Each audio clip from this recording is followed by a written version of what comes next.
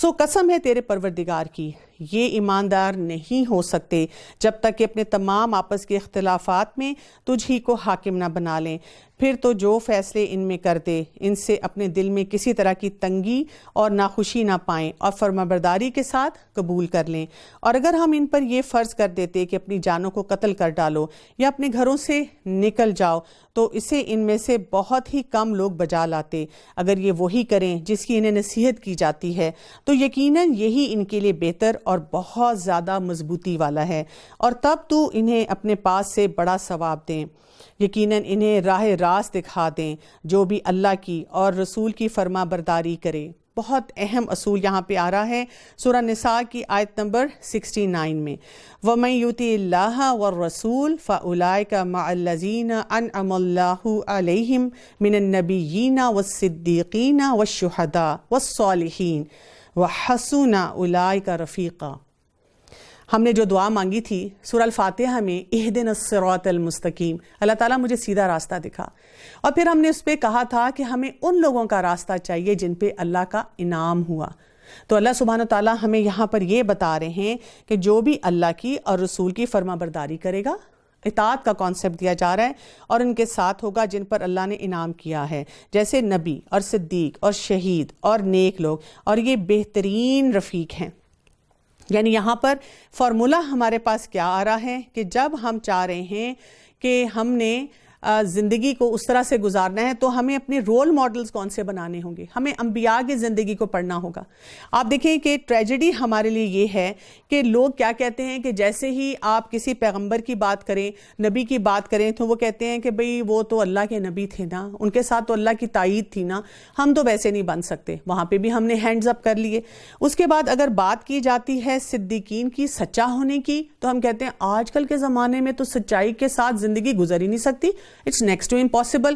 ہم نے سچائی کو بھی ڈسکارڈ کر دیا اور ہم نے طرح طرح کے خوبصورت جھوٹ بنا لیے، وائٹ لائز، بلو لائز، رینبو لائز، اور جھوٹ بول بول کے ہم ان کو جسٹیفائی کرتے رہتے ہیں۔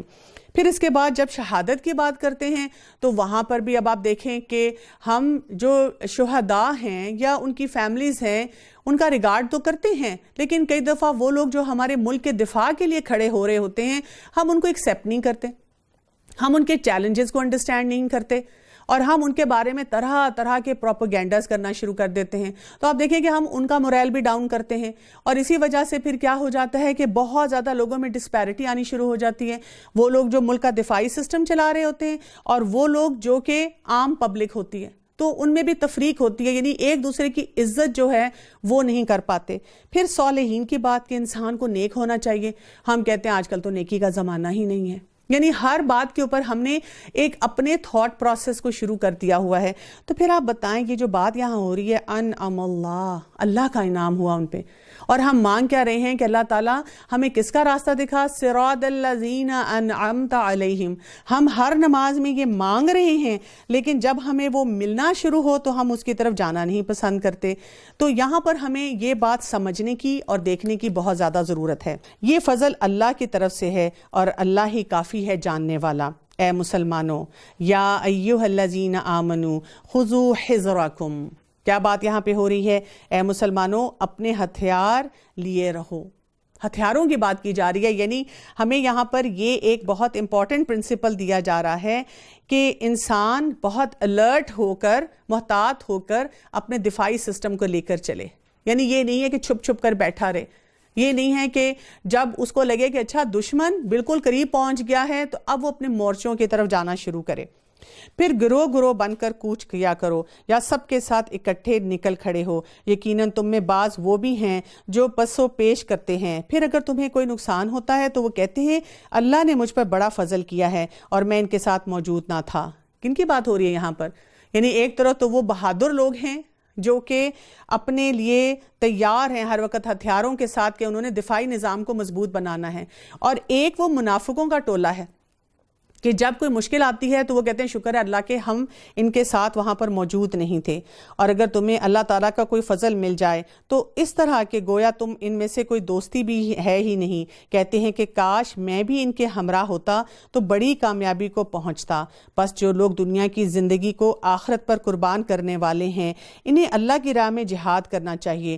جو شخص راہ اللہ میں جہاد کرتے ہوئے شہادت پالے یا غالب آ جائے یقیناً ہم اسے بہت بڑا بدلہ عنایت فرمائیں گے.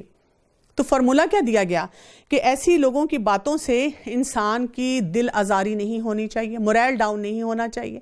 ہمیں پتہ ہونا چاہیے کہ ہم نے کس طرح سے اپنے سسٹم کو لے کر چلنا ہے. اور اسی لیے آیت نمبر 74 سورہ نساء میں کیا کہا گیا, فَلْيُقَاتِلْ فِي سَبِيلِ اللَّهِ الَّذِينَ يَشْرُونَ الْحَيَاةَ الدُّنْيَا بِالْآخِرَةِ وَمَن يُقَاتِلْ فِي سَبِيلِ اللَّهِ فَيُقْتَلْ أَوْ يَغْلِبْ فَسَوْفَ نُؤْتِيهِ أَجْرًا عَظِيمًا. تو بہت کلیئرٹی سے ہمیں یہاں پہ بتایا جا رہا ہے کہ اپنے دفاعی نظام کو ہر وقت مضبوط رکھنا ہے. رسول اللہ صلی اللہ علیہ وسلم نے فرمایا جو شخص اس حالت میں مرے کہ نہ اس نے اللہ کے راستے میں جنگ کی اور نہ ہی کبھی اس کے دل میں اس کا خیال گزرا تو اس کی موت نفاق کی ایک شاخ پر ہوگی. ابو سعید خدری رضی اللہ عنہ سے روایت ہے کہ آپ صلی اللہ علیہ وسلم سے پوچھا گیا لوگوں میں سے سب سے افضل کون ہے؟ آپ صلی اللہ علیہ وسلم نے فرمایا جو اللہ کی راہ میں اپنی جان اور مال سے جہاد کرے. آپ صلی اللہ علیہ وسلم نے فرمایا جنت میں 100 درجے ہیں جنہیں اللہ تعالیٰ مجاہدین فی سبیل اللہ کے لیے تیار کرتا ہے, اور ہر درجے میں اتنا فاصلہ ہے جتنا زمین و آسمان کے درمیان فاصلہ ہے. آپ صلی اللہ علیہ وسلم نے فرمایا جس بندے کے قدم اللہ کی راہ میں غبار آلود ہوں تو یہ نہیں ہو سکتا کہ پھر اسے آگ چھوئے. اور کبھی کبھی یہ غبار آلود ہونا ہوتا ہے نا, یہ سمندروں میں بھی ہوتا ہے کہ سمندر کے پانی پڑ رہے ہوتے ہیں اور وہ وہاں پر بھی ایک دفاعی نظام کے ساتھ چل رہے ہیں. ابو ہریرہ رضی اللہ عنہ سے روایت ہے کہ آپ صلی اللہ علیہ وسلم نے فرمایا جو شخص اللہ کی راہ میں خالصتاً جہاد کرنے کی نیت سے اپنے گھر سے نکلے اور اللہ کے ارشادات کا اسے یقین ہو تو اللہ اسے یا تو شہادت کا درجہ دے کے جنت میں داخل کرے گا یا ثواب اور مال غنیمت دلا کر بخیر و عافیت اسے گھر تک لوٹائے گا.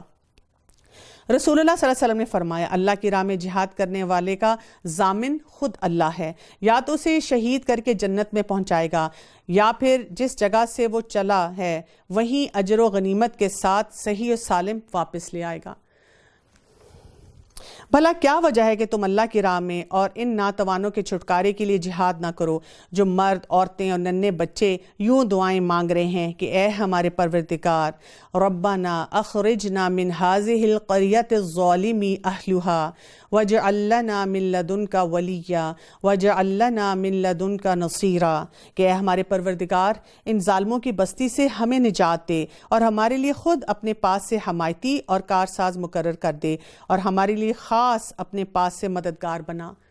یعنی جہاد کا ایک مقصد تو اللہ کے نام کو, اللہ کے کلمے کو بلند کرنا ہے, اور دوسرا جہاں جہاں ظلم ہو رہا ہو ظلم کو ختم کرنا ہے.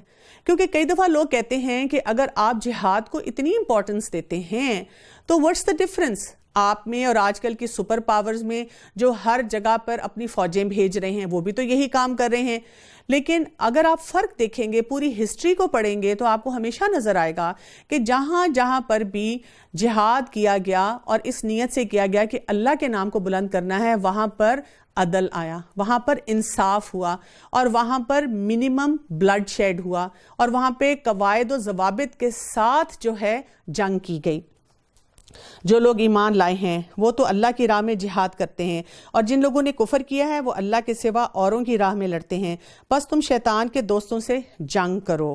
ان قید الشیطان کان ضعیفا, یقین مانو کہ شیطان کے ہیلے بالکل بودا اور سخت کمزور ہیں. کیا تو نے انہیں نہیں دیکھا جنہیں حکم دیا گیا ہے کہ اپنے ہاتھوں کو روکے رکھو اور نمازیں پڑھتے رہو اور زکوٰۃ ادا کرتے رہو, پھر جب انہیں جہاد کا حکم دیا گیا اس وقت ان کی ایک جماعت لوگوں سے اس قدر ڈرنے لگی جیسے اللہ کا ڈر ہو, بلکہ اس سے بھی زیادہ, اور کہنے لگی اے رب تو نے ہم پر جہاد کیوں فرض کر دیا, کیوں ہمیں تھوڑی سی زندگی اور نہ جینے دیا. تو کہہ دے کہ دنیا کی سود مندی تو بہت ہی کم ہے اور پرہیزگاروں کے لیے تو آخرت ہی بہتر ہے. تم پر ایک دھاگے کے برابر بھی ستم روانہ نہ کیا جائے گا. تم جہاں کہیں بھی ہو موت تمہیں آ پکڑے گی, گو تم مضبوط برجوں میں ہی ہو. انہیں اگر کوئی بھلائی ملتی ہے تو یہ کہتے ہیں یہ اللہ کی طرف سے ہے, ہے، اور اگر انہیں برائی پہنچتی ہے تو یہ کہہ اٹھتے ہیں یہ تیری طرف سے ہے، انہیں خبردار کرو، سب کچھ اللہ کی طرف سے ہے، انہیں کیا ہو گیا ہے کہ ایک بات سمجھنے کی بھی قریب نہیں، تجھے جو بھلائی ملتی ہے وہ اللہ کی طرف سے ہے۔ یہ فارمولا ہم نے اپنی زندگی میں یاد رکھنا ہے، اور جو برائی پہنچتی ہے وہ تیرے اپنے نفس کی طرف سے ہے۔ یعنی جب بھلائی پہنچے تو ہم کہیں کہ یہ میرے رب کا ہی فضل تھا، میں نے تو پتہ نہیں کیسا معاملہ اپنا کیا، اور جب برائی پہنچے تو پھر ہم ضرور پوز کریں، غور و فکر کریں کہ مجھ سے ایسی آج کون سی غلطی ہو گئی، کون سا میں نے ایسا کام کیا جہاں پر اللہ تعالیٰ کی طرف سے یہ میرے لیے ایک جھٹکا آ گیا، مجھے جگانے کے لیے، مجھے ہوشیار کرنے کے لیے کہ میں اپنے رویوں کو درست کروں۔ ہم نے تجھے تمام لوگوں کو پیغام پہنچانے والا بنا کر بھیجا، اور اللہ ہی کافی ہے گواہ۔ اس رسول کی اطاعت جو کرے اس نے اللہ کی فرما برداری کی، اور جو منہ پھیرے تو ہم نے تجھ پر کچھ ان پر نگہبان بنا کر نہیں بھیجا۔ یہ کہتے ہیں کہ اطاعت ہے، پھر جب آپ کے پاس سے اٹھ کر باہر نکلتے ہیں تو ان میں سے ایک جماعت جو کہہ گئی ہے اس کے خلاف راتوں کو مشورے کرتی ہے، ان کی راتوں کی بات چیت اللہ لکھ رہا ہے، تو ان کی طرف التفات بھی نہ کر اور اللہ پر بھروسہ رکھ، اللہ کافی کارساز ہے۔ یعنی جب انسان بہادری کے ساتھ، کلیئرٹی کے ساتھ اپنے دفاع پہ نکلتا ہے اور اللہ کے حکم کے مطابق معاملات کرتا ہے، تو جو چیز آڑے آتی ہے وہ اکثر اوقات یہ منافقت کے رویے ہیں، جو لوگ آپ کے موریل کو ڈاؤن کرنا چاہتے ہیں، اور اس کی وجہ سے وہ آپ کو بھی شیکی کرنا شروع کر دیتے ہیں کہ شاید آپ جو کام کر رہے ہیں یا معاملات لے کر چل رہے ہیں وہ درست نہیں ہیں۔ کیا یہ لوگ قرآن میں غور نہیں کرتے؟ افلا یتدبرون القرآن، یہاں پہ قرآن پہ تدبر کی بات کی جا رہی ہے کہ کیا کام کرنے کی ضرورت ہے۔ یعنی ہمیں قرآن پاک سے اپنے تعلق کو مضبوط بنانا ہے، کیونکہ جو لوگ قرآن کے ساتھ اپنے تعلق کو مضبوط نہیں بناتے وہ اکثر مشکلات میں جو ہیں وہ گھرے رہتے ہیں۔ اللہ سبحانہ و تعالیٰ نے ہماری اس سلسلے میں بھی بہت رہنمائی کی ہے، اور بار بار ہم دیکھتے ہیں کہ قرآن پاک میں بھی ہمیں یہی طریقہ بتایا جاتا ہے کہ ہم اپنے تعلق کو قرآن کے ساتھ مضبوط کریں۔ رسول اللہ صلی اللہ علیہ وسلم ایک جگہ تشریف لائے اور وہ کہتے ہیں کہ صحابہ کہتے ہیں کہ ہم صفحہ میں تھے، تو آپ صلی اللہ علیہ وسلم نے فرمایا تم میں سے کون یہ پسند کرتا ہے کہ وہ روزانہ صبح بطحان کی طرح یا عقیق کی طرف جائے اور وہاں سے بغیر کسی گناہ اور بغیر کسی قطع رحمی کے 2 بڑے بڑے کوہان والی اونٹنیاں لے آئے؟ تو ہم نے عرض کیا اے اللہ کے رسول ہم سب اس کو پسند کرتے ہیں۔ تو آپ صلی اللہ علیہ وسلم نے فرمایا کیا تم میں سے کوئی صبح مسجد کی طرف نہیں جاتا ہے کہ وہ اللہ عز و جل کی کتاب کی 2 آیتیں خود سیکھے یا ان کی قرات کرے، یا اس کے لیے 2 اونٹنیوں سے بہتر ہے، اور 3 اس کے لیے 3 سے بہتر ہے، اور 4 اس کے لیے 4 سے بہتر ہے، اسی طرح آیات کی تعداد اونٹنیوں کی تعداد سے بہتر ہے۔ یعنی جب ہم تدبر کی بات کرتے ہیں تو اس کا مقصد یہ ہوتا ہے کہ انسان اللہ کے کلام کو سمجھے اور اس کے مطابق پھر اپنی زندگی میں تبدیلی لے کر آئے۔ رسول اللہ صلی اللہ علیہ وسلم نے فرمایا بے شک لوگوں میں سے کچھ اللہ والے ہوتے ہیں۔ تو آپ صلی اللہ علیہ وسلم سے پوچھا گیا ان میں سے کون لوگ اللہ والے ہوتے ہیں؟ تو آپ صلی اللہ علیہ وسلم نے فرمایا قرآن والے ہی اللہ والے اور اس کے خاص لوگ ہوتے ہیں۔ اسی طرح ہم دیکھتے ہیں کہ کسی دانا کا قول ہے کہ اپنے بچوں کو قرآن سکھا دو اور قرآن اسے ہر چیز سکھا دے گا۔ آپ دیکھیں نا آج کل کے دور میں بھی جب لوگ اب قرآن کے اوپر خود تدبر کرتے ہیں تو پھر ان کو اپنے بچوں کی اور اپنے گھر والوں کی بھی فکر ہوتی ہے۔ سیدنا ابن عباس رضی اللہ عنہ کہتے ہیں کہ جب رسول اللہ صلی اللہ علیہ وسلم کی وفات ہوئی تو میری عمر 10 سال کی تھی اور میں نے محکم صورتیں پڑھ لی ہوئی تھیں۔ اسی طرح سیدنا زید بن ثابت رضی اللہ عنہ بیان کرتے ہیں کہ جب وہ 11 سال کے تھے تب نبی کریم صلی اللہ علیہ وسلم مدینہ تشریف لائے تو آپ صلی اللہ علیہ وسلم کے لیے وہ وحی کو لکھا کرتے تھے۔ یعنی اس وقت ہمیں ضرورت کس بات کی ہے کہ ہم اپنے قرآن کے ساتھ اپنے اس تعلق کو بہت مضبوط کریں۔ تو افلا یتدبرون القرآن، تو کیا یہ لوگ قرآن میں غور نہیں کرتے؟ اگر یہ اللہ کے سوا کسی اور کی طرف سے ہوتا تو یقیناً اس میں بہت اختلافات پائے جاتے۔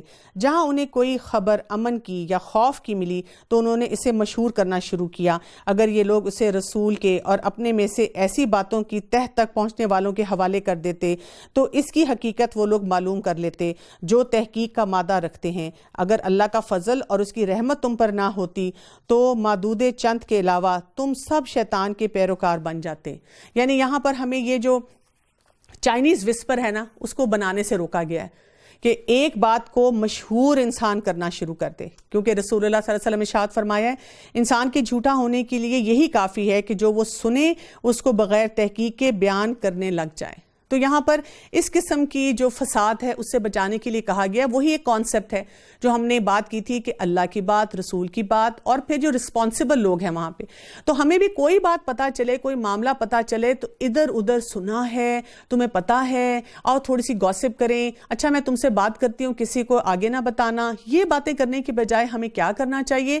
ہمیں جو کنسرنڈ اتھارٹی ہے اس تک بات پہنچانی چاہیے، انہی سے سلوشن لے کر اس چیز کی اصلاح کر لینی چاہیے. تو اللہ کی راہ میں جہاد کرتا رہے، تجھے صرف تیری ذات کی نسبت حکم دیا جاتا ہے اور ان ایمان والوں کو رغبت دلاتا رہے. بہت ممکن ہے کہ اللہ تعالیٰ کافروں کی جنگ کو روک دے. اللہ تعالیٰ زبردست ہے اور سزا دینے میں بھی سخت ہے.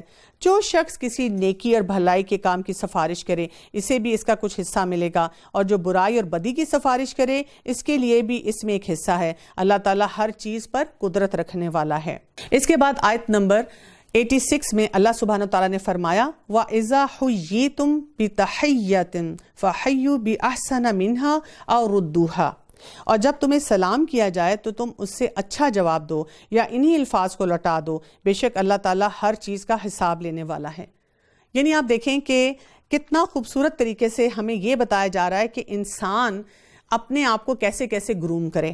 عبداللہ بن عمر رضی اللہ عنہ سے روایت ہے کہ ایک شخص نے آپ صلی اللہ علیہ وسلم سے پوچھا کہ بہتر اسلام کون سا ہے؟ آپ صلی اللہ علیہ وسلم نے فرمایا یہ کہ تم کھانا کھلاؤ اور اسے بھی سلام کرو جسے تم جانتے ہو، اور اسے بھی جسے تم نہیں جانتے. ہمارے لیے سلام کرنا آج کل کے مجالس میں اسی طرح سے ایلین ہو چکا ہوا ہے. اسی طرح سے ایک شخص آپ صلی اللہ علیہ وسلم کے پاس آیا اور کہا السلام علیکم، تو آپ صلی اللہ علیہ وسلم نے فرمایا 10، یعنی کہ اسے 10 نیکیاں ملی. پھر ایک اور آدمی آیا اور اس نے کہا السلام علیکم ورحمۃ اللہ، تو آپ صلی اللہ علیہ وسلم نے فرمایا 20. اور پھر ایک اور آدمی آیا اور اس نے کہا السلام علیکم ورحمۃ اللہ وبرکاتہ، تو آپ صلی اللہ علیہ وسلم نے فرمایا 30. یعنی اب ہمارے اوپر ہے کہ ہم کتنی نیکیاں جو ہیں وہ سمیٹنا چاہتے ہیں. آپ صلی اللہ علیہ وسلم نے فرمایا جب تم میں سے کوئی اپنے بھائی کو ملے تو اسے سلام کہے، پھر اگر ان دونوں کے درمیان کوئی درخت، دیوار یا پتھر آ جائے پھر وہ اس سے ملاقات کرے تو پھر سلام کہے. آپ صلی اللہ علیہ وسلم نے فرمایا چھوٹا بڑے کو سلام کرے، چلنے والا بیٹھے ہوئے کو سلام کرے، تھوڑے آدمی زیادہ کو سلام کرے، سوال پیدل چلنے والے کو سلام کرے، اور چلنے والا کھڑے کو سلام کرے. یعنی پورا ڈسپلن دیا گیا کہ کون کس کو سلام کرے. اچھا یہاں پہ میں یہ ضرور بات کرنا چاہوں گی، جیسے آتا ہے کہ چھوٹا بڑے کو سلام کرے. اکثر اوقات جو بڑے لوگ ہوتے ہیں وہ چھوٹے سے کسی بچے کو دیکھتے ہیں تو وہ وہاں پہ بیٹھ جاتے ہیں اور کہتے ہیں اس کو ہمیں سلام کرنا چاہیے، اور پھر اس کے والدین کو کہتے ہیں کہ آپ نے اپنے بچے کو سلام نہیں سکھایا. تو یہاں پر ہمیں یہ بھی یاد رکھنا ہے کہ رسول اللہ صلی اللہ علیہ وسلم جب بچوں کے ساتھ جاتے تھے تو خود سے سلام کر دیتے تھے، کیونکہ بچے جو ہوتے ہیں وہ بھی سیکھنے کے مراحل میں ہوتے ہیں. ہاں اب ایک بچہ جو ذرا جوانی کی طرف جا چکا ہوا ہے تو اب ہم اس سے امید رکھ سکتے ہیں کہ اس نے یہ طریقہ سیکھ لیا ہے، یہ ادب سیکھ لیا ہے، تو اس کے مطابق سلام کرے گا. اسی طرح رسول اللہ صلی اللہ علیہ وسلم نے فرمایا لوگوں میں سے اللہ سے زیادہ قریب وہ ہے جو ان میں سب سے پہلے سلام کرتا ہے. اور یہ بھی فرمایا گیا کہ جب کوئی مجلس میں آئے تو سلام کہے، اور جب جانے لگے تو بھی سلام کہے، اور یہ دونوں سلام ایک ہی جیسے ضروری ہیں. تو ہمیں سلام کو رائج بھی کرنا چاہیے اور سلام کے بارے میں پڑھتے بھی رہنا چاہیے. رسول اللہ صلی اللہ علیہ وسلم نے یہ بھی ارشاد فرمایا تم لوگ جنت میں نہیں جا سکتے جب تک کہ مومن نہیں بن جاؤ، اور تم مومن نہیں بن سکتے جب تک کہ ایک دوسرے سے محبت نہ کرو. کیا میں تمہیں وہ تدبیر نہ بتاؤں جسے اختیار کر کے تم آپس میں ایک دوسرے سے محبت کرنے لگو؟ اور پھر فرمایا افشوا السلام بینکم، کہ آپس میں سلام کو کثرت سے کیا کرو. تو سلام کا رواج جو ہے سنت سمجھتے ہوئے بہت زیادہ کرنے کی ضرورت ہے. اللہ وہ ہے جس کے سوا کوئی معبود نہیں، وہ تم سب کو یقیناً قیامت کے دن جمع کرے گا جس کے آنے میں کوئی شک نہیں. اللہ سے زیادہ سچی بات والا کون ہوگا؟ تمہیں کیا ہو گیا ہے کہ منافقوں کے بارے میں 2 گروہ ہو رہے ہیں، انہیں تو ان کے اعمال کی وجہ سے اللہ تعالیٰ نے اوندھا کر دیا ہے. اب کیا تم یہ منصوبے باندھ رہے ہو کہ اللہ کے گمراہ کیے ہوں کو تم راہ راست پر لا کھڑا کرو؟ جسے اللہ راہ بھلا دے تو ہرگز اس کے لیے کوئی راہ نہ پائے گا. یعنی منافقوں کے ساتھ الجھنے کے لیے ان کے ساتھ اپنی انرجیز کو ایگزاسٹ کرنے سے روکا گیا ہے. ان کی تو چاہت ہے کہ جس طرح کے کافر وہ ہیں تم بھی انہی کی طرح کفر کرنے لگو اور پھر سب یکساں ہو جائیں. پس جب تک یہ اسلام کی خاطر وطن نہ چھوڑیں ان میں سے کسی کو حقیقی دوست نہ بناؤ. پس اگر یہ منہ پھیر لیں تو انہیں پکڑو اور قتل کرو جہاں بھی یہ ہاتھ لگ جائیں. خبردار ان میں سے کسی کو اپنا رفیق اور مددگار نہ سمجھ بیٹھنا سوائے ان کے جو اس قوم سے تعلق رکھتے ہیں جن سے تمہارا معاہدہ ہو چکا ہے، یا وہ جو تمہارے پاس اس حال میں آئیں کہ تم سے جنگ کرنے سے بھی تنگ دل ہیں اور اپنی قوم سے بھی جنگ کرنے سے تنگ دل ہیں، اور اگر اللہ چاہتا تو انہیں مسلط کر دیتا اور وہ تم سے یقیناً جنگ کرتے۔ پس اگر یہ لوگ تم سے یکسوئی اختیار کریں اور تم سے لڑائی نہ کریں اور تمہاری جانب صلح کا پیغام ڈالیں تو اللہ نے تمہارے لیے ان پر کوئی راہ لڑائی کی نہیں کی۔ یعنی یہاں سے معاہدوں کی بھی بات ہو رہی ہے کہ اگر کسی قوم کے ساتھ معاہدہ ہے اور ہمیں کوئی تنگ نہیں کرتا تو ہمیں بھی ان کے ساتھ کوئی بھی جنگ کرنے کی ضرورت نہیں ہے، لیکن اگر کوئی اس معاہدے کا پاس نہیں رکھتا یا وہاں پر سسٹم میں پرابلمز کریٹ کرتا ہے تو ایسے تمام لوگوں کو ٹارگٹ کرنے کی ضرورت ہے۔ تم کچھ اور لوگوں کو ایسا بھی پاؤ گے جن کی چاہت یہ ہے کہ تم سے بھی امن میں رہیں اور اپنی قوم سے بھی امن میں رہیں۔ جب کبھی فتنہ انگیزی کی طرف لوٹ جاتے ہیں تو اوندے منہ ان میں ڈال دیے جاتے ہیں۔ پس اگر یہ لوگ تم سے کنارہ کشی نہ کریں اور تم سے صلح کا سلسلہ جاری نہ رکھیں تو اپنے ہاتھ نہ روک لیں تو انہیں پکڑو اور مارو جہاں کہیں بھی پالو۔ یہی وہ ہیں جن پر ہم نے تمہاری ظاہری حجت عنایت فرمائی ہے۔ کسی مومن کو دوسرے مومن کا قتل دینا زیبا نہیں مگر غلطی سے ہو جائے۔ یہاں پر اب ہم دیکھیں گے کہ قتل خطا کی طرف اشارہ کیا گیا ہے تو اور بات ہے، اور جو شخص کسی مسلمان کو بلا قصد مار ڈالے اس پر ایک مسلمان غلام کی گردن کی آزادی ہے اور مقتول کے عزیزوں کو خون بہا پہنچانا۔ یہ کس کی بات ہو رہی ہے؟ قتل خطا کی۔ ایکسیڈنٹل کلنگ کے لیے بھی سزا دی جا رہی ہے۔ کہاں پر جان بوجھ کے ویل پلانڈ طریقے سے کسی کو قتل کیا جائے۔ ہاں یہ اور بات ہے کہ وہ لوگ بطور صدقہ کے معاف کر دیں، اور اگر مقتول تمہاری دشمن قوم کا ہو اور ہو وہ مسلمان تو صرف ایک مومن غلام کی گردن آزاد کرنا لازم ہے، اور اگر مقتول اس قوم سے ہے کہ تم میں اور ان میں عہد و پیمان ہے تو خون بہا لازم ہے جو ان کے کنبے والوں کو پہنچایا جائے، اور ایک مسلمان غلام کی آزادی۔ پس جو نہ پائے اس کے ذمہ 2 مہینے کے لگاتار روزے ہیں۔ توبۃ من اللہ، یہ اللہ سے بخشوانے کے لیے، اور اللہ بخوبی جاننے والا ہے اور حکمت والا ہے۔ وَكَانَ اللَّهُ عَلِيمًا حَكِيمًا، یعنی اللہ تعالیٰ نے جو بھی سسٹم دیا ہے، جو بھی طریقہ رائج کیا ہے، ہمیں کیا کرنا ہے؟ اس کی اپلیکیشن کی طرف جانا ہے، اس کی حکمتوں کو سمجھنا ہے، بجائے اس کے کہ طرح طرح کے سوالات ہم اٹھائیں۔ اور جو کوئی کسی مومن کو قصداً قتل کر ڈالے اس کی سزا دوزخ ہے جس میں وہ ہمیشہ رہے گا، اس پر اللہ کا غضب ہے، اسے اللہ نے لعنت کی ہے اور اس کے لیے بڑا عذاب تیار کر رکھا ہے۔ اے ایمان والو، جب تم اللہ کی راہ میں جا رہے ہو تو تحقیق کر لیا کرو، اور جو تم سے سلام کرے تم اسے نہ کہہ دو کہ تو ایمان والا نہیں۔ تم زندگانی دنیا کے اسباب کی تلاش میں ہو تو اللہ کے پاس بہت سی غنیمتیں ہیں، پہلے تم بھی ایسے ہی تھے، پھر اللہ نے تم پر احسان کیا، لہٰذا تم ضرور تحقیق و تفتیش کر لیا کرو، بے شک اللہ تمہارے اعمال سے باخبر ہے۔ یہاں پر ہم دیکھتے ہیں کہ ایک واقعہ آتا ہے جس میں اسامہ بن زید رضی اللہ عنہ کہتے ہیں کہ نبی کریم صلی اللہ علیہ وآلہ وسلم نے ہمیں ایک قبیلے کی طرف بھیجا اور ہم نے علل صبح ان پر حملہ کیا اور انہیں شکست دی۔ میں اور ایک انصاری ان کے ایک آدمی سے ملے، جب ہم نے اس پر قابو پا لیا تو اس نے کلمہ پڑھا۔ اب انصاری تو اس سے رک گیا مگر میں نے نیزہ چلا دیا حتیٰ کہ وہ مر گیا۔ جب ہم واپس آئے اور یہ بات نبی کریم صلی اللہ علیہ وسلم کو پہنچی تو آپ صلی اللہ علیہ وسلم نے مجھے کہا، اسامہ کیا تو نے کلمہ کہنے کے باوجود اسے قتل کیا؟ میں نے کہا یا رسول اللہ صلی اللہ علیہ وسلم، اس نے پناہ چاہنے کے لیے کیا۔ تو آپ صلی اللہ علیہ وسلم نے فرمایا کیا تو نے کلمہ کہنے کے باوجود اسے قتل کیا؟ آپ صلی اللہ علیہ وسلم یہ الفاظ کئی بار دہراتے رہے حتیٰ کہ میں نے خواہش کی کہ میں آج سے پہلے اسلام ہی نہ لایا ہوتا۔ یعنی انہوں نے یہ سوچا کہ کاش یہ واقعہ میں نے اپنے جہالت کے دور میں کیا ہوتا۔ لیکن یہاں سے ہمیں ایک اہم بات جو ہے وہ پتہ چلتی ہے، وہ کیا ہے کہ جب ایک انسان کوئی بھی معاملہ ہمارے ساتھ کرے تو ہم نے اس کی فیس ویلیو پہ کرنا ہے۔ یعنی ہم کسی کے دل میں جھانک کے نہیں دیکھ سکتے کہ وہ کتنا سچا ہے۔ جو انسان دل میں کوئی بھی غلط پلاننگ کر رہا ہے، کوئی بھی منافقت رکھ رہا ہے، وہ اس کا حساب کتاب اللہ کو دے گا۔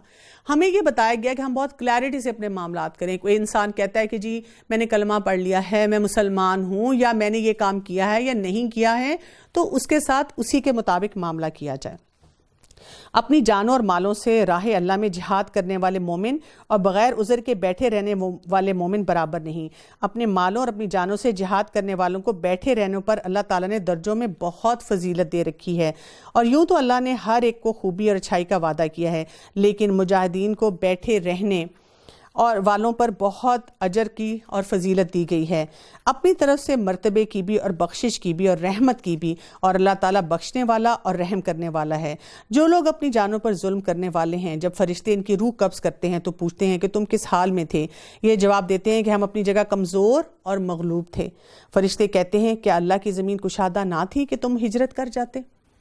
یہی لوگ ہیں جن کا ٹھکانہ دوزخ ہے اور وہ بری جگہ ہے پہنچنے کی۔ یعنی آپ دیکھیں کہ یہاں پہ یہ بھی فارمولہ بتایا گیا کہ کئی دفعہ انسان کے لیے اتنی مشکلات زندگی میں آتی ہیں، انسان کہتا ہے کہ میں کیا کروں، میں مجبور ہوں، میں یہاں نماز نہیں پڑھ سکتا، میں یہاں پہ اللہ کے حکم کے مطابق زندگی نہیں گزار سکتا۔ ایک خاتون کہتی ہے میں کیا کروں، میری مجبوری ہے نوکری کرنا، لیکن میں یہاں پر ایسا لباس نہیں پہن سکتی جو اللہ کے حکم کے مطابق ہو۔ تو کیا کہا گیا کہ اوکے فائن، اللہ کو تمہاری مجبوری سمجھ آ رہی ہے؟ نہیں۔ فرشتے کیا کہیں گے؟ اللہ کی زمین تو بہت وسیع تھی، آپ یہاں سے موو کیوں نہیں کر گئے؟ آپ ایسی جگہ کیوں نہیں چلے گئے؟ آپ نے ایسا سسٹم کیوں نہیں ڈھونڈا جہاں پر آپ اللہ کے قانون کے مطابق اپنی زندگی گزار سکتے؟ مگر جو مرد، عورتیں اور بچے بے بس ہیں، جنہیں نہ تو کسی چارہ کار کی طاقت ہے اور نہ ہی کسی راستے کا علم، بہت ممکن ہے کہ اللہ ان سے درگزر کرے گا۔ اللہ درگزر کرنے والا اور معاف فرمانے والا ہے۔ تو سمجھ کے آتی ہے یہاں پر کہ جب ہمیں لگے کہ کوئی ایسا قانون ہے جس کی وجہ سے ہم جو کرنے والا کام ہے وہ نہیں کر پا رہے ہیں، تو ہم کیا کریں؟ وہاں پہ فرسٹریٹ نہ ہوں، سب سے پہلے دیکھیں کہ میں کیا کر سکتا ہوں، کیا میرے پاس کوئی اور آپشنز ہیں اور میں نے اپنی طرف سے کتنی ایفرٹ ڈالی ہے۔ یعنی ہماری اکاؤنٹیبلٹی لوگوں کے لیے نہیں ہونی چاہیے بلکہ اللہ تعالیٰ کی طرف ہونی چاہیے۔ وَمَن يُهَاجِرْ فِي سَبِيلِ اللَّهِ يَجِدْ فِي الْأَرْضِ مُرَاغَمًا كَثِيرًا وَسَعًا۔ جو لوگ راہ اللہ میں وطن کو چھوڑے گا وہ زمین میں بہت سی قیام کی جگہیں بھی پالے گا اور کشادگی بھی۔ جو کوئی اپنے گھر سے اللہ اور اس کے رسول کی طرف نکل کھڑا ہوا پھر اسے موت نے آ پکڑا تو بھی یقیناً اس کا اجر اللہ تعالیٰ کے ذمہ ثابت ہوگا۔ اللہ بڑا بخشنے والا مہربان ہے۔ یعنی ہم اگر سوچیں کہ ہم جو ہجرت کر رہے ہیں، کیونکہ اب ہماری ہجرت کیا ہے؟ ہماری ہجرت ہے اس بیڈ کمپنی کو چھوڑنا، ہماری ہجرت ہے اس نوکری کو چھوڑنا، اس علاقے کو چھوڑنا جہاں پر ہمیں لگے کہ ہم اللہ کے قانون کے مطابق اپنے جو کام ہے وہ نہیں نبھا سکتے۔ یعنی ہم اپنی دنیا تو شاید سنوار لیں گے لیکن آخرت نہیں ہماری سنورے گی۔ تو ہمیں یہ کامل یقین ہونا چاہیے کہ کیسے ہو سکتا ہے کہ میں نے اللہ کی خاطر اس کام کو چھوڑا تو اللہ تعالیٰ جو ہے میری زندگی میں خیر و برکت نہ لائے۔ جب تم سفر پہ جا رہے ہو تو تم نمازوں کے قصر کے کرنے میں کوئی گناہ نہیں، اگر تمہیں ڈر ہو کہ کافر تمہیں ستائیں گے، البتہ کافر تمہارے کھلے دشمن ہیں۔ جب تو ان میں سے ہو اور انہیں نماز میں کھڑا کر لے تو چاہیے کہ ان کی ایک جماعت تو تیرے ساتھ اپنے ہتھیار لیے کھڑی ہو۔ یہاں پہ پھر صلاۃ الخوف کا ذکر آ رہا ہے۔ پھر جب یہ سجدہ کر چکے تو یہ تو ہٹ کر تمہارے پیچھے آ جائیں اور وہ دوسری جماعت جس نے نماز نہیں پڑھی وہ آ جائے اور تیرے ساتھ نماز ادا کرے اور اپنا بچاؤ اور اپنے ہتھیار لیے رہے۔ کافر چاہتے ہیں کہ کسی طرح تم اپنے ہتھیاروں اور اپنے سامان سے بے خبر ہو جاؤ۔ جب تو ان میں ہو انہیں نماز میں کھڑا کر لے تو چاہیے کہ ان کی ایک جماعت تو تیرے ساتھ اپنے ہتھیار لیے ہوئے کھڑی ہو۔ یہاں پر صلاۃ الخوف کا ذکر آ رہا ہے۔ پھر جب یہ سجدہ کر چکے تو یہ تو ہٹ کر تمہارے پیچھے آ جائیں اور وہ دوسری جماعت جس نے نماز نہیں پڑھی وہ آ جائے اور تیرے ساتھ نماز ادا کرے اور اپنا بچاؤ اور اپنے ہتھیار لیے رہیں۔ کافر چاہتے ہیں کہ کسی طرح تم اپنے ہتھیاروں اور اپنے سامان سے بے خبر ہو جاؤ تو وہ تم پر اچانک دھاوا بول دیں۔ ہاں، اپنے ہتھیار اتار رکھنے میں اس وقت تم پر کوئی گناہ نہیں جبکہ تمہیں تکلیف ہو یا بوجہ بارش کے یا بس سبب بیمار ہو جانے کے اپنے بچاؤ کی چیزیں ساتھ لیے رہو۔ اللہ تعالیٰ نے منکروں کے لیے ذلت کی مار تیار کر رکھی ہے۔ یعنی آپ جب یہ پڑھتے ہیں اللہ تعالیٰ کے ایسے احکامات تو کتنی خوبصورتی ہمارے دین کی نظر آتی ہے، کیونکہ ہم دنیا میں بھی دیکھتے ہیں کہ ہمارے لوگ اسباب اور توکل پہ بھی بہت زیادہ کنفیوز رہتے ہیں۔